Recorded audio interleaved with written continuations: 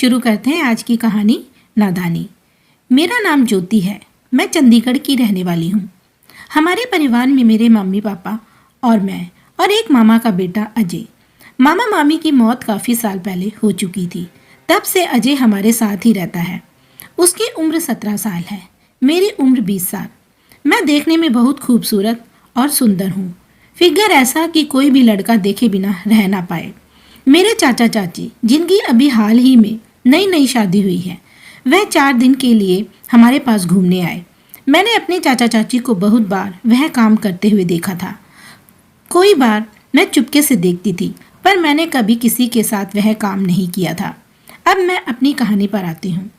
1 महीना ही पुरानी बात है। मैं रोज की तरह ऑफिस से आकर अपने कमरे में आराम कर रही थी। मम्मी पापा किसी रिश्तेदार के यहाँ गए हुए थे। उस दिन मैं ऑफिस से जल्दी घर आ गई थी, पर अजय को यह बात पता नहीं थी। उसके स्कूल के पेपर चल रहे थे।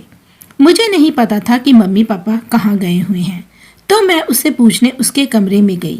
वह बेड पर लेटा पड़ रहा था, तो मैं दरवाज़ा खटकाए बिना ही अंदर चली गई। पर अजय मुझे देखते ही डर गया और एकदम उठकर बैठ गया। मैंने पूछा, मम्मी पापा कहाँ गए हैं? उसने डरते हुए जवाब देकर कहा कि वह लोग बाहर गए हैं। मैंने उससे पूछा कि क्या बात है, तुम इतना डरे हुए क्यों हो? तो उसने कहा कि कोई बात नहीं है, बस पेपर की टेंशन है। मैंने कहा टेंशन मत लो, पेपर अच्छा होगा। और फिर मैं उसके कमरे से बाहर आ गई। पर मुझे लगा कि कुछ तो है जो अजय मुझसे छिपा रहा है। अगले दिन उसका पेपर था, तो वह पेपर देने चला गया था और मेरी ऑफिस की छुट्टी थी। मम्मी ने मुझे अजय का कमरा साफ करने को कहा। मैं उसका कमरा साफ कर रही थी। तभी मैंने देखा कि उसने अपनी बुक्स बेड पर ही छोड़ दी थी। तो मैंने बुक्स उठाई और अलमारी में रखने लगी।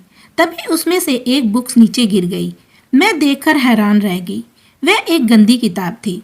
उसमें लड़कियों की गंदी तस्वीरें थी। उसमें वह सब काम करने के बारे में बताया गया था। यह देख मेरा मन मचलने लगा। फिर मेरी समझ में आया कि जब मैं एक दिन पहले कमरे में गई थी, तो वह इस तरह क्यों डर गया था। पहले तो मुझे अजीब लगा, फिर मैंने सोचा कि कोई बात नहीं। मैंने इस बारे में किसी को नहीं बताया, पर मेरे मन में अजय के लिए भावनाएं बदलने लगी।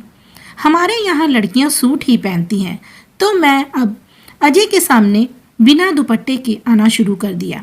मैं भी उसको देखना चाहती थी, पर वह कुछ ना बोला। इसी तरह कई दिन गुजर गए। वो गोल गोल संतरों को देखता और घूरता था। अब मुझे मजा आने लगा। तब तक मेरे मन में वह सब काम करने का इरादा नहीं था। फिर एक दिन अचानक किसी रिश्तेदार की मौत हो गई, तो मम्मी पापा को वहां जाना पड़ा। उस दिन मैं और अजय घर में अकेले थे। उस दिन जब मैं ऑफिस से आई, तो मैंने अपने कमरे में जाकर लेट गई। थोड़ी देर बाद मैंने महसूस किया कि अजय छिपकर मुझे कमरे के बाहर से देख रहा है। मैंने भी अपनी कुर्ती थोड़ी ऊपर को कर ली, जिससे मेरा पेट नजर आने लगा, और फिर मैं सोने का नाटक करने लगी। तभी थोड़ी देर में अजय अंदर आया और धीरे से मेरे पास आकर बेड पर बैठ गया।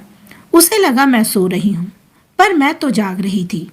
मैंने कहा, अजय क्या हुआ? तुझे कोई काम है? तो वह बोला, काम तो तुझे पता है, जिसके लिए तुम इतनी इटलाती चल रही हो। मुझे सब पता है कि तुम क्या करना चाहती हो। मैंने पूछा, क्या कहना चाहती हूँ? रुको, पहले दरवाज़ा बंद कर लूँ, फिर बताता हूँ। उसने जल्दी से दरवाज़ा बंद किया और बोला, आज मेरा फुटबॉल मैच खेलने का बहुत मन है।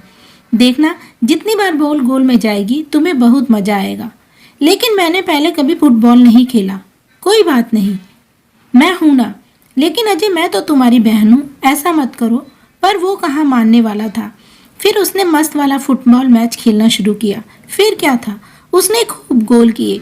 जब जब बॉल गोल में जाती मुझे बहुत मज़ा आता। मैं अजय को कहती, और गोल करो, मज़ा आ रहा है। अजय भी मस्ती में और ज़ोर से गोल करता। हमने मिलकर बहुत गोल किए। मैं पहली बार खेल रही थी। मैंने भी आज खूब मज़ा लिया। इस बात को बहुत समय हो गया है। दोस्तों, वो दिन भी क्या दिन थे। उम्र नादान थी और वो हमारी नादानी। जवानी के जोश में वह सब कुछ हो गया। पर अब मेरी शादी हो गई है। मेरे पति बहुत अच्छे हैं। अब मेरे पति मेरे साथ रोज़ फुटबॉल खेलते हैं। कहानी कैसी लगी हमें कमेंट में लिखकर बताएं। वीडियो को लाइक और चैनल को सब्सक्राइब करें। थैंक यू, धन्यवाद।